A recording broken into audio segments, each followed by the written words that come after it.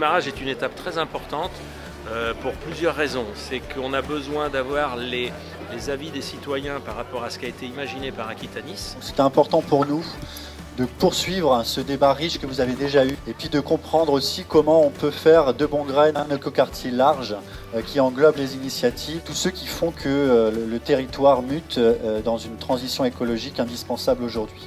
On était une bonne centaine ce matin et c'était la première fois qu'il y avait beaucoup d'échanges vraiment entre gens qui habitent là, qui pratiquent le territoire, qui connaissent ce projet d'écoquartier. Et après, je trouve que ce qui est beaucoup ressorti, c'est qu'il y a encore un besoin, même si ça fait 10 ans qu'on parle de Bongraine, il y a un besoin permanent, continu d'informations précises. Aujourd'hui, on est sur un territoire effectivement qui est contraint, qui est fragile, qui est directement exposé aux effets du dérèglement climatique. On n'en est plus à savoir comment lutter contre le dérèglement climatique, mais à voir comment on peut s'y adapter. Donc il y a aussi ces notions de résilience. On doit à la fois aménager notre territoire pour être un territoire qui continue d'accueillir. Et puis nous, ce qu'on veut, c'est du vélo.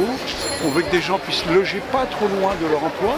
Et très premier employeur de notre territoire avec Alstom, construire du logement dans le cœur de notre agglomération, c'est indispensable, mais pas seulement du logement libre, il en faut bien sûr, mais une part de logement abordable, de logement social, le tout dans une nouvelle conception de quartier. Là, c'est une amorce aujourd'hui de rencontrer tous ces gens-là. Et il va y avoir encore plein d'étapes qui vont être essentielles pour que ça coïncide complètement avec l'esprit du nouveau quartier de Bongraine et des habitants qui sont déjà autour et des futurs habitants.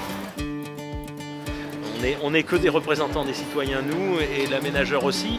C'est une entreprise, mais les bonnes idées peuvent venir de partout. Et on n'a pas le choix. Aujourd'hui, il faut prendre toutes les bonnes idées. On n'a pas le choix. C'est pas après avoir fini un projet qu'il faut aller discuter avec les gens. Hein. C'est avant. A priori, quand même.